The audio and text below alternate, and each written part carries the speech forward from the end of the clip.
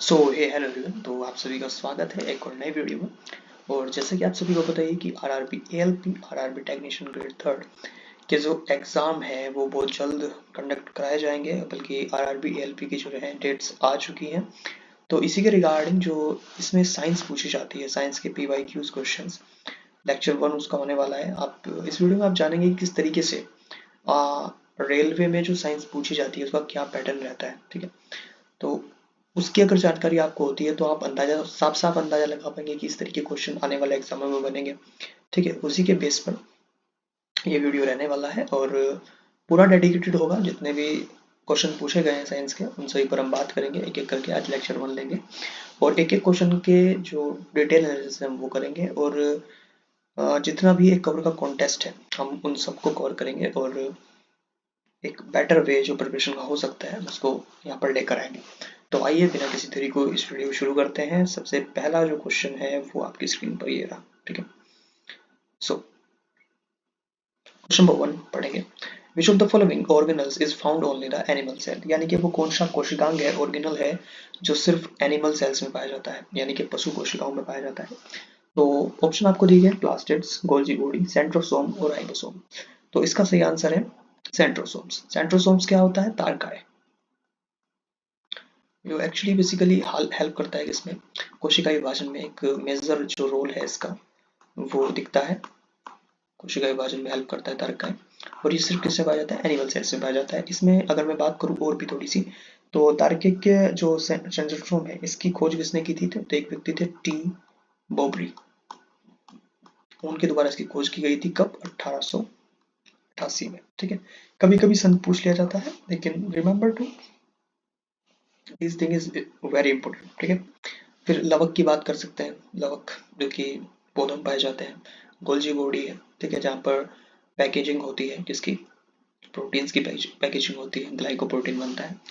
Ribosomes जो कि protein protein के द्वारा बनाए जाते हैं, प्रोटीन का संश्लेषण होता है, राइबोसोम्स, ठीक है। सो क्वेश्चन नंबर सेकंड देखेंगे। Which of the following is an unicellular green algae, यानी कि एक कोशिकीय हरित शैवाल है, ठीक है। तो इसका राइट आंसर होगा एक्चुअली क्लास प्लाज्मोडेमोनास, ठीक है। ये बेसिकली हरा शैवाल है, ठीक है, ग्रीन एल्गी होता है,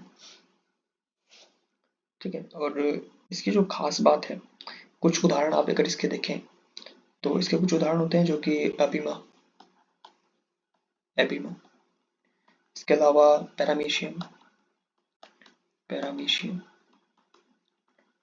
और बैक्टीरिया, ये इसके क्या है? एग्जाम्पल्स हैं, ठीक है। एग्जाम्पल्स आप याद रखिए क्योंकि एग्जाम से डायरेक्टली क्वेश्चन पूछ लिया जाता है, सो काफी ज्यादा इंपॉर्टेंट होता है। और पैरामीशियम की बात करें तो सबसे छोटा जो है सेल इसमें पाया जाता है, ऑर्गेनल, ठीक है। क्वेश्चन नंबर थर्ड देखेंगे। A girl child has which of the following combination of chromosome in her cell, यानी कि एक लड़की है तो उसके क्रोमोसोम्स यानी कि गुणसूत्र में कौन सा एक सही है, यहाँ पर वो आपको बताना है। तो एक्चुअली इसका जो राइट आंसर होगा वो होगा ऑप्शन नंबर ए, यानी कि 44 जो है ऑटोसोम्स होंगे। और आपको पता है एक गर्ल के अंदर वुमेन और मैन अगर आप देखेंगे तो वुमेन के अंदर एक्स एक्स पाया जाता है और एक्स वाई पाया जाता है किसके अंदर? मैन के अंदर। सो ऑटोसोम सब में चाहे जाते हैं कि अगर एक कोई लड़का है तो उसमें 44 ऑटोसोम पाए जाएंगे, और एक लिंग निर्धारण के लिए एक्स वाई क्रोमोसोम पाया जाएगा, और लड़की में एक्स एक्स क्रोमोसोम पाएंगे प्लस 44 ऑटोसोम्स मिलेंगे, ठीक है। तो इसका राइट आंसर होगा किसका? ऑप्शन नंबर ए, ठीक है। क्वेश्चन नंबर 4 देखेंगे। The branch of the science that study cells is called, यानी कि साइंस की वो कौन सी ब्रांच है जिसमें हम एक्चुअली पढ़ते हैं किसको? कोशिकाओं का अध्ययन किया जाता है, सेल्स हिस्ट्री की जाती है, तो वो होती है साइटोलॉजी, ठीक है। सभी को पता है, सिंपल सा है काफी ज्यादा, साइटोलॉजी इसका आंसर होगा, साइटोलॉजी। कोशिका विज्ञान इसको बोलते हैं हिंदी में, ठीक है। इसके अलावा आप देखेंगे एंथोमोलॉजी और हेप्टोलॉजी, हार्मोनोलॉजी, ठीक है, ये सब है। तो हार्मोनोलॉजी हार्मोन से स्टडी किए जाते हैं इसके अंदर। फिर इसके अलावा होमोप्लास्टिक, इसमें क्या किया जाता है?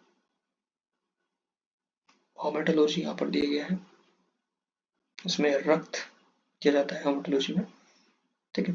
तो इस तरीके की जो ब्रांचेस हैं आपको एक बार देख लेनी है जरूर अपने नोट्स से, क्योंकि काफी ज्यादा इंपॉर्टेंट ये मानी जाती है, ठीक है। चलिए क्वेश्चन नंबर 5 देखेंगे। स्क्रेलन काइमा इज अ कंपोज्ड ऑफ, ये एक तरीके का जो है ऊतक है यानी टिश्यू है स्क्रेलन काइमा।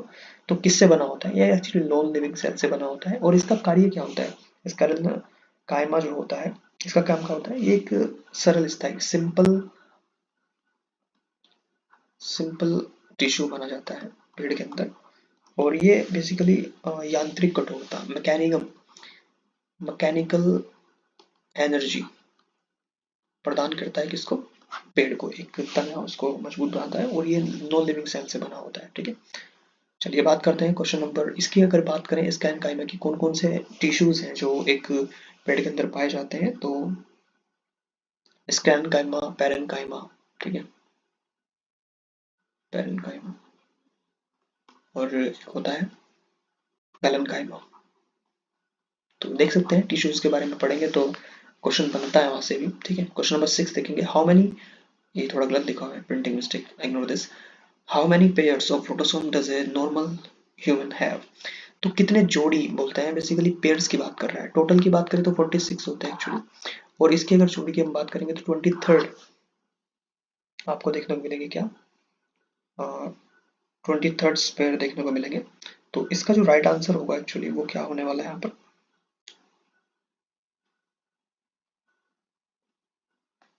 इसका राइट आंसर होगा क्वेश्चन नंबर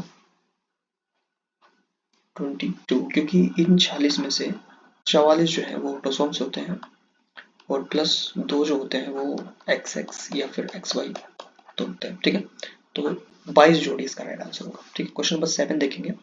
म्यूटेशंस इनमें से कौन सा जो एक तरीका है जो कि म्यूटेशन इज नॉट हेरिडिटी यानी कि आनुवांशिक नहीं है? ठीक है, वो आपको बताना है। तो वो कौन सा हो सकता है? उत्परिवर्तन आनुवंशिक नहीं है बेसिकली, वो कौन सा है? काइक सोमैटिक। ठीक है, option number C right answer होगा, क्योंकि विलोपन इसको बोलते हैं, डेलेशन और इनहिबिशन और द्विगुणन, ये सब आनुवंशिक हो सकते हैं लेकिन सोमैटिक आनुवंशिक नहीं। जब किसी, इसको काइक बोलते हैं एक्चुअली, काइक विभाजन। ठीक है, उत्परिवर्तन, तो ये आनुवंशिक नहीं होता है। ठीक है, इसका राइट आंसर हो जाएगा option number C. Question number 8 देखेंगे। In mental experiment when F1 generation plants were self pollinated what was the genotypic ratio? तो जब F1 जनरेशन के प्लांट्स जो है वो सेल्फ पोलिनेटेड होते हैं यानी कि स्वयं निषेचन करते हैं, तो जीनोटाइप्स का जो रेशियो है वो क्या रहता है? तो रहता है 1:2, 2:1, 1:1 को रहता है। और मोस्ट इंपोर्टेंट क्वेश्चन है क्योंकि यहाँ से क्वेश्चन बनते हैं भाई हमेशा। जेनेटिक्स और इनहेरिडिटी की जो क्वेश्चन है वहां से काफी ज्यादा वेटेज देखा गया है पिछले कुछ सालों में एसएससी के एग्जाम्स में, तो काफी ज्यादा इंपॉर्टेंट है। चलिए बात करते हैं क्वेश्चन नंबर 9 की। ये थोड़ा ज्यादा फॉन्ट छोटा हो गया यहाँ पर, सो आई थिंक क्लियरली विजिबल होगा आपको यहाँ से। ठीक है, सो क्वेश्चन नंबर देखेंगे। Which of the following molecules govern the inheritance of a trait by a offspring? Question क्या बोल रहे हैं कि निम्नलिखित में से कौन सा अणु जो है संतति द्वारा यानी कि जो पेरेंट्स होते हैं उनके किसी विशेषक की वंश गति को नियंत्रित करता है? तो दोनों करते हैं, पैटर्नल और मैटरनल डीएनए दोनों करता है। ऑप्शन नंबर बी इसका राइट आंसर होगा। क्वेश्चन नंबर 10 देखेंगे। In which of the following process the cell is involved in the generation of an exact copy of another living part in a complete organism? ठीक है, तो ये basically एक अपने जैसी ही एक सेल का जो है एग्जैक्ट कॉपी बनाना, उसको उस प्रोसेस को क्या बोलते हैं? तो अपने बहुत सी मूवीज में देखा, क्लोन बनाना। ठीक है, तो इसका राइट आंसर होगा ऑप्शन नंबर ए, क्लोनिंग करना। ठीक है, इसके अलावा जो आईवीएफ है आपने इसका टीप रेड भी देखा होगा। ठीक है, इन विट्रो फर्टिलाइजेशन, जो दंपति है वो संतान उत्पन्न नहीं कर पाते हैं तो उसके गर्भ जैसा वातावरण उसको दिया जाता है, आईवीएफ के द्वारा संतान प्राप्त की जाती है। फर्स्टिगेशन होता है, रीजनरेशन होता है। रीजनरेशन का मतलब होता है पुनरुद्भवन। फॉर एग्जाम्पल छिपकली को आप देखेंगे तो अगर उसका कुछ नुकसान हो जाता है या फिर कुछ हाथ पैर कट जाता है तो वो रीजनरेशन की पावर के द्वारा दोबारा उसको ग्रो कर लेती है। ठीक है, चलिए बात करते हैं क्वेश्चन नंबर 11 की। और ये एक नया टॉपिक है क्योंकि मैंने हर एक टॉपिक से जो मुझे लगता था कि हाँ इंपॉर्टेंट है वहां से एक एक क्वेश्चन उठाया है। ठीक है, तो क्वेश्चन आता है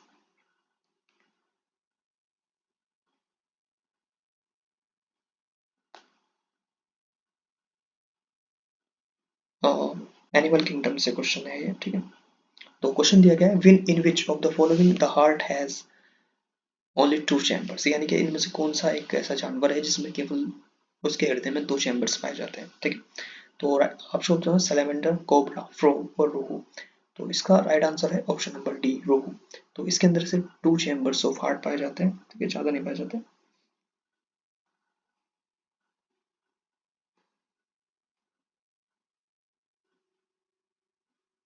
रोहू एक जैसे प्रकार की मछली की एक प्रजाति है, ठीक है, इसका बोल सकते हैं। इसके दो, एक वेंट्रिकल पाया जाता है और एक आर्टियल पाया जाता है। ठीक है, चलिए क्वेश्चन नंबर 12 देखते हैं। क्वेश्चन नंबर 12 देखेंगे, the being of the phylum are exclusively free living being in the ocean. कौन से किंगडम के जानवर जो है वो फ्री लिविंग कर सकते हैं, स्वतंत्र रह सकते हैं ओशियंस के अंदर, तो उसको बोलते हैं option number D right answer होगा यहाँ पर, एकिनोडर्मेटा। ठीक है, एकिनोडर्मेटा।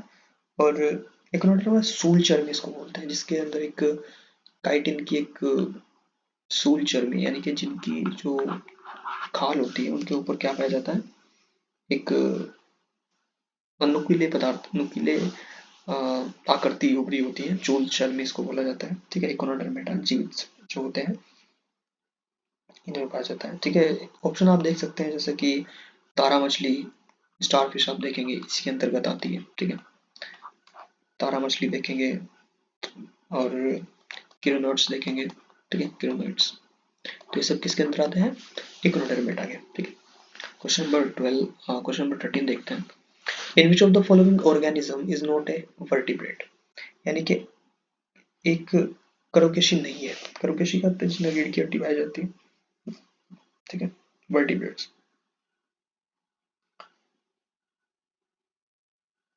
सो ऑप्शन आपको दिए गए, अर्थवॉर्म इसका राइट आंसर होगा एक्चुअली, ऑप्शन नंबर ए, अर्थवॉर्म। और अर्थवॉर्म जो है, यानी कि जो केचुआ है, इसको फ्रेंड ऑफ फार्मर भी बोला जाता है, किसानों का मित्र इसको बोलते हैं, फ्रेंड ऑफ फार्मर। ठीक है, तो एक वर्टिब्रेट नहीं है। इसके अलावा लिजार्ड, फिश एंड फ्रॉग, ये सब क्या है, वर्टिब्रेट्स की श्रेणी में आते हैं। ठीक है, वर्टिब्रेट्स।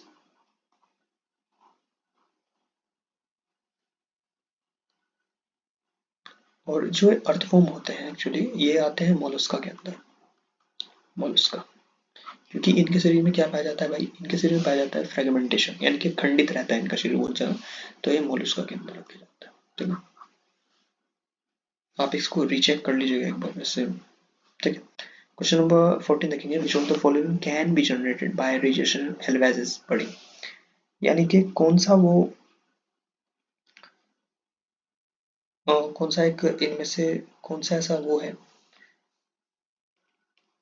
जीव है जो कि मुकुलन के साथ साथ रिजनरेशन भी कर सकता है, तो उसका आंसर है हाइड्रा। ठीक है, option number C right answer होगा। ठीक है, तो ये प्रजनन कर सकते हैं और रीजनरेशन भी करेंगे और मुकुलन द्वारा भी करेंगे। ठीक है, एक बेसिकली छोटा जीव होता है। ठीक है, जी।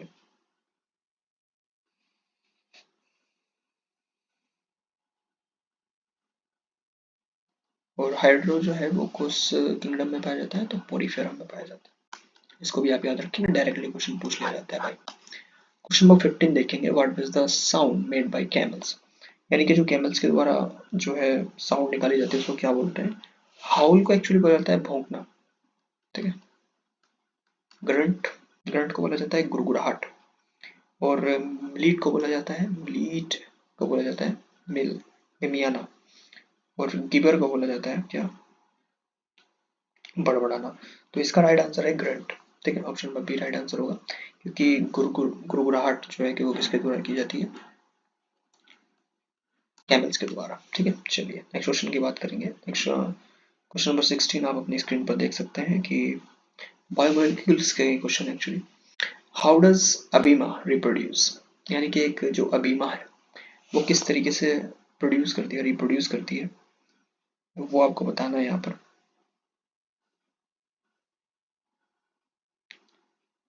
ऑप्शन दिए गए हैं, binary fusion, sexual reproduction, fragmentation या फिर बड़ी। तो इसका जो राइट आंसर होगा एक्चुअली वो होता है द्विखंड बाइनरी फ्यूजन के द्वारा जो है अभिमारी प्रोड्यूस करता है। और ये मोस्ट इम्पोर्टेंट क्वेश्चन है क्योंकि पिछली बार के जो आरआरबी टेक्नीशियन ग्रेड 3 का जो एग्जाम हुआ था उसमें क्वेश्चन पूछा गया था भाई। तो ठीक है, डोंट इग्नोर दैट। चलिए बात करते हैं क्वेश्चन नंबर 17 की। और ये क्वेश्चन यहाँ शुरू होंगे बायो मॉलिक्यूल्स के क्वेश्चन। ठीक है, चलिए देखते हैं। Complex food substance break down into simpler ones with the help of, यानी कि जो जटिल खाद्य पदार्थ होते हैं उनको सरल में तोड़ा जाता है। किसके द्वारा तोड़ा जाता है? तो वो एंजाइम्स के द्वारा तोड़ा जाता है। ठीक है, क्योंकि कॉम्प्लेक्स फूड होते हैं उनको सिंपलर में तोड़ा जाता है। किसके द्वारा? एंजाइम्स के द्वारा। फंगी, हार्मोन्स और बैक्टीरिया के अलग अलग कार्य होते हैं। क्वेश्चन नंबर 18 देखेंगे, which of the following is an inactivated vitamin D. ठीक है, तो विटामिन डी का एक्चुअली निष्क्रिय विटामिन डी है, ये पूछा गया है। टोकोफेरोल, थायमिन, एरिकैल्सिफेरॉल या फिर एस्कॉर्बिक एसिड। तो tocopherol question, vitamin E, thiamine vitamin B, और कैल्सिफेरॉल विटामिन डी को बोलते हैं, और एस्कॉर्बिक एसिड विटामिन सी। ठीक है, इनके नाम एक्चुअली वैज्ञानिक और ये सभी आपको पता होने चाहिए क्योंकि डायरेक्टली क्वेश्चन यहाँ से बनते हैं। ठीक है, क्वेश्चन नंबर 19 देखेंगे, ए typical adult human contains about, कितने, मतलब एक सामान्य जो व्यक्ति होता है वो कितना मैग्नीशियम जो है ग्राम में कंटेन कर सकता है, करता है, वो आपको बताना है। तो एक्चुअली इसका राइट आंसर है ऑप्शन नंबर ए, 25 ग्राम, 25 ग्राम जो है मैग्नीशियम कंज्यूम करता है कौन? एक सामान्य आदमी। ठीक है, वेस्ट। क्वेश्चन नंबर 20 देखेंगे, nuts, vegetables, oil and fish are the source of, किसका सोर्स होती है ये? तो omega third, option number A इसका राइट आंसर होगा। और कार्बोहाइड्रेट्स, मिनरल्स और विटामिन के अपने अपने अलग अलग सोर्स होते हैं। ठीक है, तो इसका राइट आंसर हो गया ओमेगा 3। ये जो एक प्रोटीन का एक प्रकार है, फैट है एक तरीके का। ठीक है, फैट, इसको एपिडोस अम्ल इसका है, एपिडोस एसिड।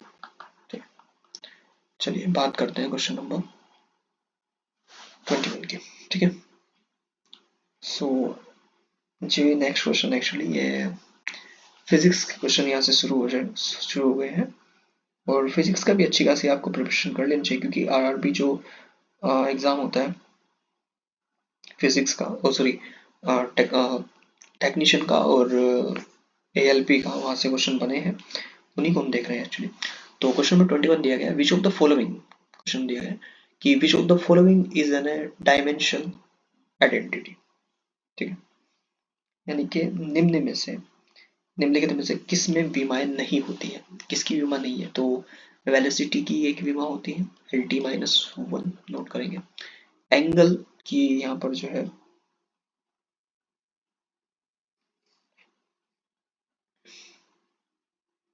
कोई विमा नहीं होती, तो जो एंगल है उसका राइट आंसर हो जाएगा। ठीक है, और मास को कैसे दर्शाते हैं? एम से, और एरिया का जो विमा होती है वो होती है एल स्क्वायर। ठीक है, ब्रैकेट बंद। तो इसका राइट आंसर होगा option number B. Question number 22, the unit of joule per coulomb is, joule per coulomb,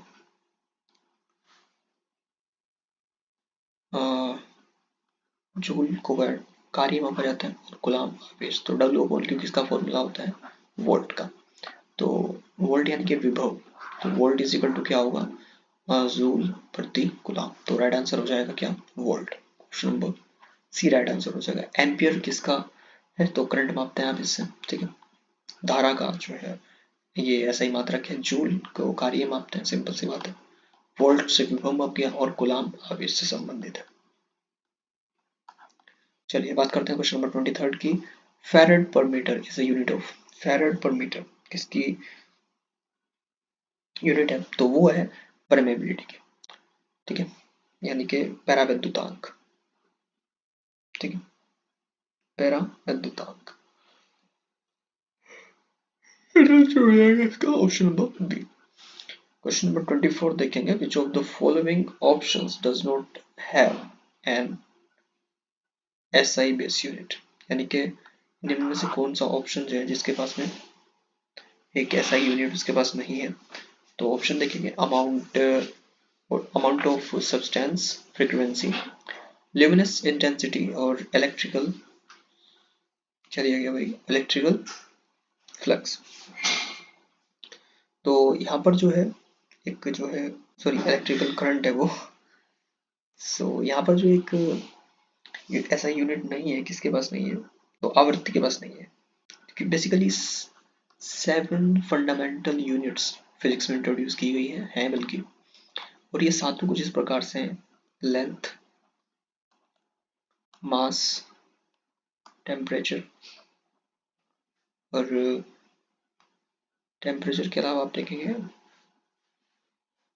temperature, amount of substance, luminous intensity और ये करंट, ठीक है। और इसके अलावा एक और होती है ज्योति तीव्रता, जो कि मैंने बताई है ल्यूमिनस इंटेंसिटी के साथ, ठीक है। चलिए, और एक टाइम, 7 हो गई ना। क्वेश्चन नंबर देखेंगे भाई, क्वेश्चन नंबर देखेंगे 25.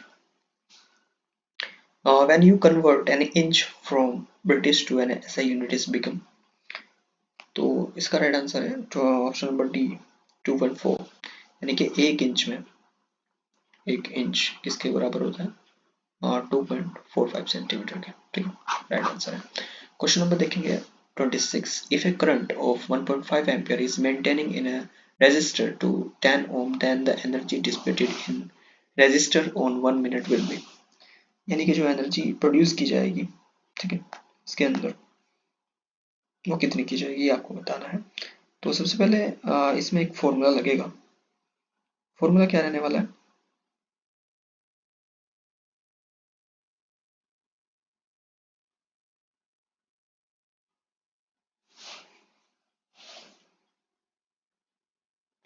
सॉरी फॉर डैट यार, क्लास मुझे बीच में रोकनी पड़ेगी क्योंकि नेटवर्क इशू आ गया है। नेटवर्क इशू, मैं इसके जो आगे क्वेश्चन है उन्हें कल करेंगे, प्रोसेस करेंगे। सो 25 क्वेश्चन आपके हो गए यहाँ पर, और आई होप आपने एंजॉय किया होगा। मैं माफ़ी चाहूँगा कि नेटवर्क की इशू की वजह से मुझे बंद करनी पड़ रही है। सो कल मिलते हैं, thank you very much, thank you.